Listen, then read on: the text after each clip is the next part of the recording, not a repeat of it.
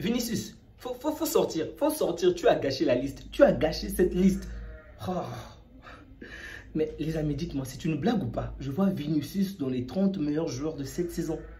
30 meilleurs joueurs de cette saison. Je vois même... Bon, Bellingham s'est donné comme un chien. Ok. Qu'est-ce que Vinicius fait? Qu'est-ce qu'il fait dans cette liste? Statistiquement, c'est pas bon. Individuellement, c'était pas bon.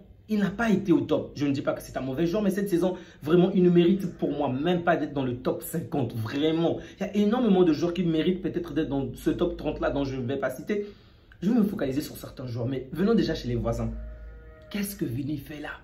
Il avait promis qu'il devait faire 10 fois plus. On a vu 10 fois moins. Mais comment est-ce qu'il a pu se retrouver dans cette liste-là? Et là, on peut pas dire qu'il n'y a pas cette puissance de Madrid. Ok? Cette force de Madrid, ce pouvoir que Madrid a incité des foules à voter pour leur joueur. Et qu'ils soient journalistes ou pas, je suis certain que nombreux d'entre eux ont voté pour lui parce qu'ils sont peut-être fans du Real. Parce que lorsque tu vois le niveau de Vinicius cette saison, tu ne peux pas me dire qu'il mérite d'être dans ce top 30. Vraiment, c'est pas possible. Il y a eu de nombreux joueurs qui ont fait mieux que lui statistiquement alors qu'ils n'étaient même pas là une grande partie de la saison. Ils étaient blessés. Je ne veux même pas citer des noms. Vinicius était là pendant un bon moment, pour ne pas dire toute la saison. Il n'a pas été à la hauteur. Donc, qu'est-ce qui pourrait faire en sorte qu'il soit dans le top 30? Il a été éliminé partout. Le Real a pratiquement fait une saison blanche. Des matchs importants, il n'a pas si pesé que ça. Comment est-ce qu'il a fait pour se retrouver là? Beaucoup de gens vont peut-être parler de Mbappé. Ok, je peux le comprendre. Certains ne sont pas contents, mais Mbappé, aujourd'hui, le meilleur buteur d'Europe. Ok, il n'y a pas que les buts, c'est vrai. Et des mauvaises langues vont citer peut-être les tirs au but parce qu'il y en a eu énormément. C'est vrai. Et je ne le dis pas parce que c'est un joueur que j'aime, mais en toute sincérité, c'est un nouveau contexte. C'était vraiment pas facile au départ. Et malgré tout, il a su s'imposer. Aujourd'hui, tout tourne pratiquement autour de lui, le boss de cette équipe. Et le fait qu'il puisse être le meilleur buteur d'Europe, c'est mérité. Bon, moi, je pense que Lewandowski aurait pu le faire. Lewandowski aussi a été blessé, mais le fait que Mbappé réussit à le faire alors que tout était parti pour être contre lui, c'est vraiment mérité pour moi. Et c'est peut-être le joueur qui le mérite le plus parmi les trois de Madrid qui sont là. Bellingham est un bon joueur également. Et j'ai bien vu qu'il a joué avec un handicap toute la saison. Mais également, il ne mérite pas. Il s'est donné à fond, comme un chien. Oui, on le voyait même quelquefois se mettre en colère contre d'autres joueurs, insulter même les arbitres. Ok, mais il ne mérite pas. Il ne mérite pas d'être dans ce top 30 parce que cette saison, Madrid n'a pas été à la hauteur. À la limite, je mettrais Courtois. Pour moi, Courtois était très fort. Dans de nombreux matchs, Courtois était là. Même lorsqu'il était blessé, on a vu de quelle manière le Real était fragile. Courtois, pour moi, mérite d'être là. Plutôt que de voir... Mais non. Qu'est-ce que Vinicius a fait pour se retrouver dans cette liste? Les amis, vous avez certainement la liste devant vous, mais il y a énormément de joueurs dont j'aimerais parler. Évidemment, à l'Inter, je pense qu'on aurait pu ajouter au moins Sommer parce qu'il a fait de très bonnes performances. On aurait pu ajouter pas mal d'autres joueurs de temps en temps, par-ci, par-là. Il y a énormément à dire, d'accord? Je ne vais pas me focaliser sur tous ces points. Je vais avant tout parler du Real, du Barça, bien évidemment, et de Paris Saint-Germain. Mais de notre côté, je suis frustré, vraiment frustré et même offusqué de voir qu'on ne puisse pas penser à Koundé. Comment c'est possible que l'on ne puisse pas penser à Koundé avec tout ce que Koundé a fait? Et même Martinez au centre. Mais bon sang, Martinez pendant un bon moment a été le meilleur joueur de cette Liga, le meilleur joueur de notre équipe en comparaison avec Koundé.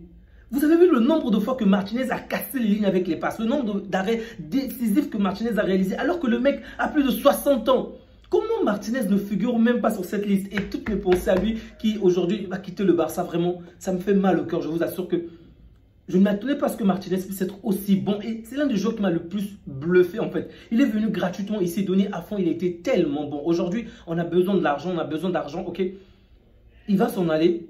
En tout cas, je ne peux que souhaiter le meilleur. Je ne supporte pas Al Nassr, mais pour lui, rien que pour lui, je vais souhaiter que Al Nassr vraiment fasse de très bonnes performances parce que c'est un joueur fabuleux et je ne comprends même pas pourquoi il ne figure pas dans ce top 30. Il a fait une très bonne saison et ça m'énerve, vraiment ça m'énerve. Koundé a éliminé le Real. Koundé a tué de grandes équipes et aujourd'hui on parle d'Hakimi comme grand joueur. Ok, je suis totalement d'accord, il a fait de très bonnes choses, mais disons-nous la vérité, si Koundé était là face à l'Inter, on ne serait pas éliminé.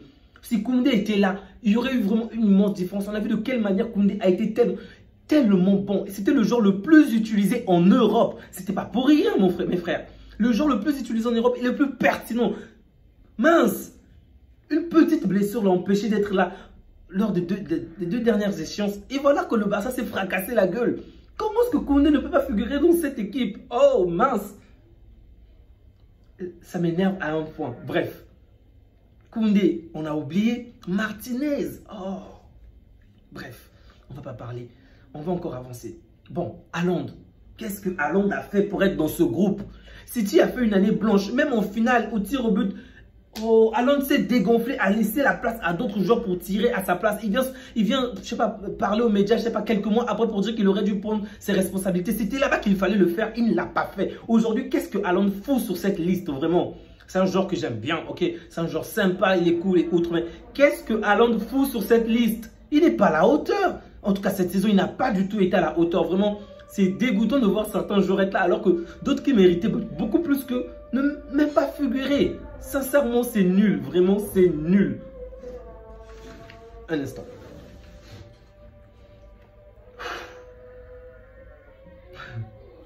Là, je vois d'autres joueurs. McAllister, Martinez, Mbappé, ok. Rien à dire.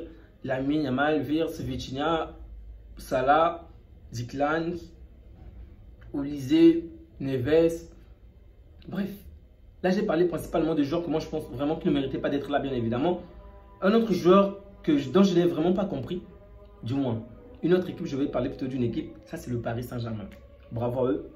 C'est vrai qu'on aurait pu parler de Pacho, on aurait pu parler de, pour la première fois, pardon, excusez-moi, Marquinhos a remporté la Ligue des Champions. On aurait, rien que pour ça, même sans voir ses performances, rien que pour tout le mal qu'il s'est fait, pour toutes les remontadas qu'il a subies, oh punaise, plus de 10 ans, il a subi toutes ces éliminations honteuses. Rien que pour ça, on aurait pu l'épargner et l'ajouter sur la liste. Malheureusement, il n'est pas là et pourtant, il a fait une très bonne saison. Bref, on aurait pu penser à Raya, car également le gardien de Arsenal qui était quand même très bon. Bon, partez, non, pas vraiment partez. En plus, avec ce qu'il vit en ce moment, c'est chaud. Il y a eu quand même de bons joueurs, ok? Mince. Je pense qu'il y a quand même pas mal de joueurs qu'on a oubliés et certains qui auraient pu être retirés de la liste. Bref. Le Paris Saint-Germain qui a 9 joueurs, c'est déjà historique, c'est très très bon pour eux. Mais bon, on va pas se mentir, on va pas se mentir. Si le Paris Saint-Germain a autant de joueurs dans cette liste, c'est parce que collectivement, le Paris Saint-Germain a été très fort. Donc, je ne vais pas citer un certain joueur, selon moi, qui ne va certainement pas remporter le Ballon d'Or, mais je pense que ça ne va pas forcément jouer en leur faveur. Ils vont certainement remporter le trophée de la meilleure équipe. Luis Enrique, le meilleur coach. Ouais, meilleur coach, c'est quand même bien. Toutefois, je tenais à signaler quelques points, ok? Je ne veux vraiment pas avoir cette personne qui va porter une mauvaise langue ou quoi que ce soit, mais le Paris Saint-Germain a remporté 4 trophées sur 5. C'est très bien, c'est vraiment à féliciter. À un moment, ils ont même failli comparer cette équipe au Barça de 2009, 2011, 2015. Mince, quelle audace. Mais bref, on a tous compris que c'était du n'importe quoi. C'est une très bonne équipe, mais elle n'est vraiment pas comparée avec notre Barça. Mais dans tous les cas, Luis Enrique a fait une très bonne saison. Toutefois, si on venait à nommer un autre coach, donc principalement Hansi Flick, ça ne me choquerait pas. Pourquoi? Luis Enrique, ce n'est pas sa première saison. Ok? C'est vrai que pour lui également, c'était un grand changement d'aller en France, mais il était déjà là la saison d'avant et il a eu un mercato plutôt intéressant. Le Paris Saint-Germain a dépensé énormément d'argent rien que dans ces 2 dernières saisons. Souvenez-vous, je faisais la comparaison lors des demi-finales ou des quarts de finale où je disais que le Paris Saint-Germain à lui seul, je crois que c'est le milieu du Paris Saint-Germain. En tout cas, le Paris Saint-Germain avait dépensé plus que les 3 autres clubs réunis. Pour vous dire de quelle manière le Paris Saint-Germain a dépensé d'énormément de sommes pour que l'équipe soit forte. Si à féliciter, c'était des très bons plans, tout. Mais ce que je veux dire, c'est que par là, c'est que Luis Enrique a eu des moyens costauds, des moyens importants pour que le Paris Saint-Germain puisse avoir un aussi bon niveau. Ce qui prouve déjà de quelle manière on est déjà tous d'accord par là que plus l'équipe est mieux financée, plus l'équipe est nantie financièrement, mieux, en tout cas, généralement, elle va avoir de meilleures performances. Même si l'OM est une exception, mais l'OM, ce sont des tocards. On est tous d'accord. Désolé. Mais en tout cas, moi, je dirais Flick parce que c'est vrai, Luis Enrique a fait une très grande saison et ça ne me dérangerait pas qu'il puisse remporter ce trophée. C'est aussi un Catalan. Mais si jamais Flick le remporte, pour moi, ça serait une très bonne chose parce que on a fait avec les moyens de bord. Mince.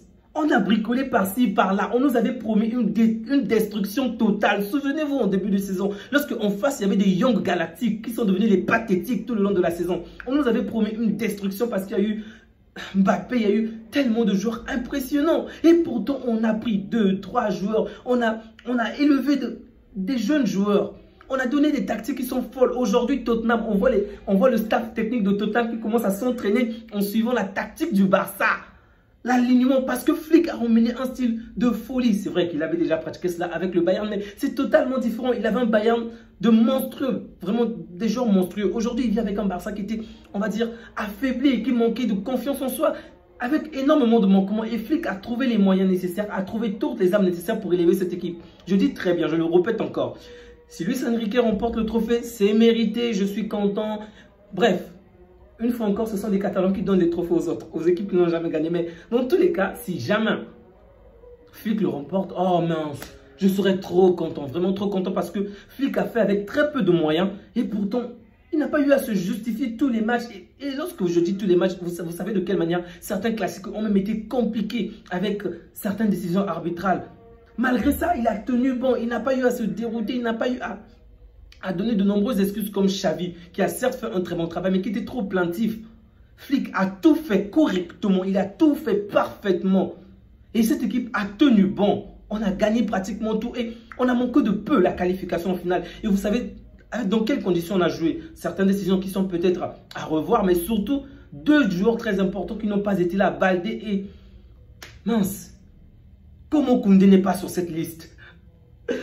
Bref, pour moi, Flick a toutes les armes nécessaires pour aujourd'hui figurer parmi les meilleures équipes. Souvenez-vous qu'on a fait partie, on était cette équipe qui marquait le plus de buts, la plus offensive. Le Paris Saint-Germain a eu d'autres points grâce à la Coupe du Monde des clubs, ok? Et en plus de cela, tenant compte d'une chose, c'est pas pour encore une fois dénigrer le Paris Saint-Germain, mais le Paris Saint-Germain joue dans un championnat qui est plutôt abordable. Je ne critique pas la Ligue 1. Mais lorsque je vois les capitaux que dispose le Paris Saint-Germain par rapport à tous ses adversaires, il n'y a pas match en fait. Il n'y a pas match. L'écart, le fossé est trop grand. Donc, d'une certaine manière, c'est facile, c'est plus aisé que... En fait, c'est plus évident pour le Paris Saint-Germain de remporter ses trophées nationaux que d'autres clubs, ce qui est correct. Mais chez nous, ce n'était pas le cas, souvenez-vous. L'Atlético avait fait un mercato de folie, plus que nous, plus que le Real, si je me souviens pas. Le Real avait fait un mercato plutôt intéressant. Malgré cela, on s'est imposé avec ce coach. Alors oui, j'aimerais qu'on milite encore pour lui, pour Hansi Flick. Vraiment, il a fait du très beau travail. Il a fait du très beau travail.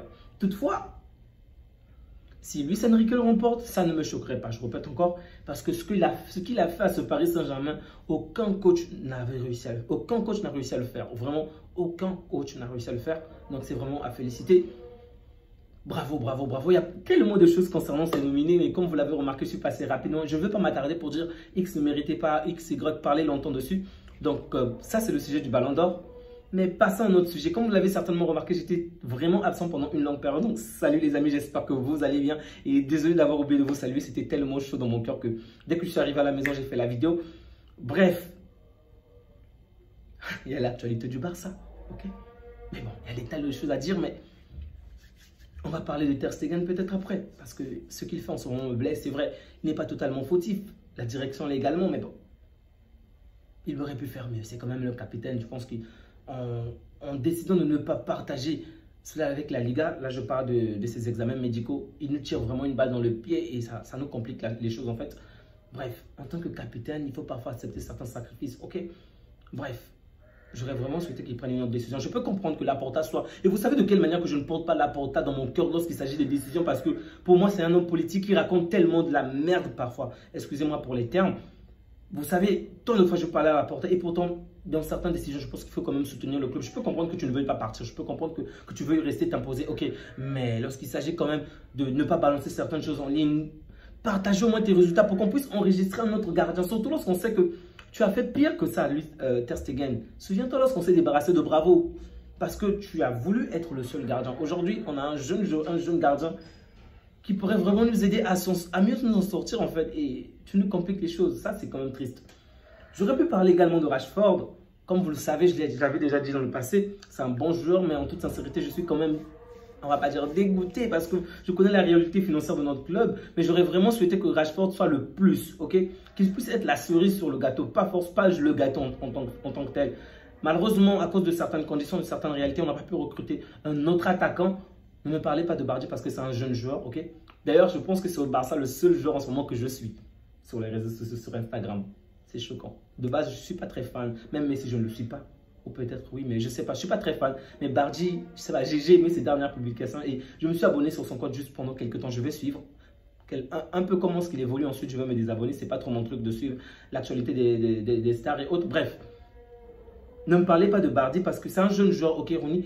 très bien, mais je m'attendais vraiment à un autre joueur au poste de Rafinha normalement. Donc, pour moi, certes, Rashford fait de très bon travail et j'espère qu'il va vraiment être impactant tout le long de la saison. Je ne m'attends pas à ce qu'il puisse marquer une trentaine, une quarantaine de buts, loin de là. Je veux juste qu'il puisse être décisif dans les matchs importants. Pourquoi je le dis? C'est parce que lorsque je pense à un joueur comme... je vais piquer Vinicius. Lorsque je pense à un joueur comme... il s'appelle comment déjà? Mince. Le jeune joueur qui nous a rejoint, celui qui avait quitté le Barça, qui est revenu juste après. Oh, désolé, j'ai oublié son nom. Celui qui est venu juste au début de saison et qui a marqué énormément de buts. Oh mince, comment c'est possible?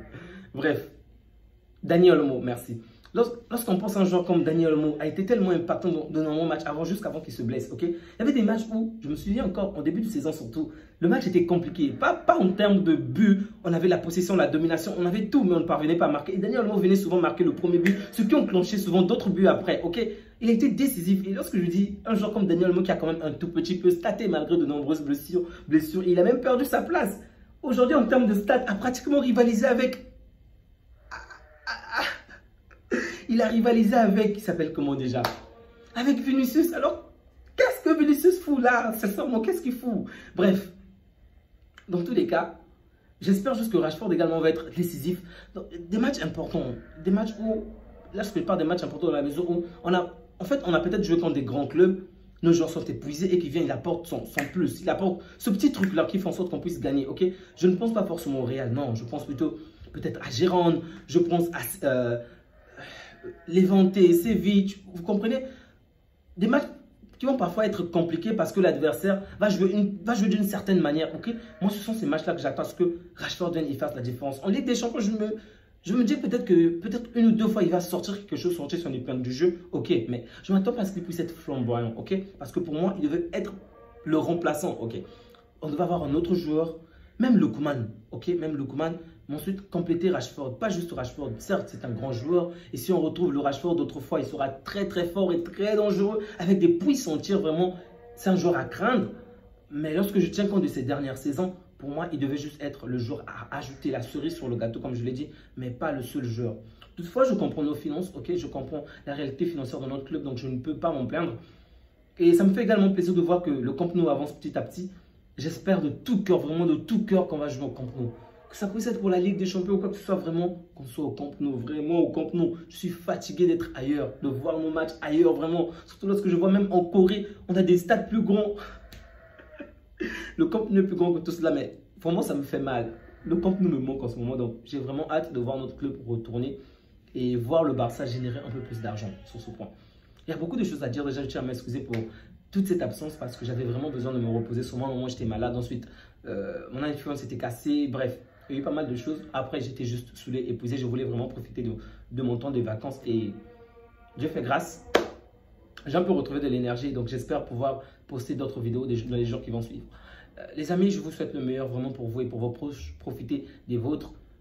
Je vous souhaite vraiment une agréable soirée, une agréable semaine, fin de semaine. On se dit à bientôt et que Dieu vous garde. Ciao.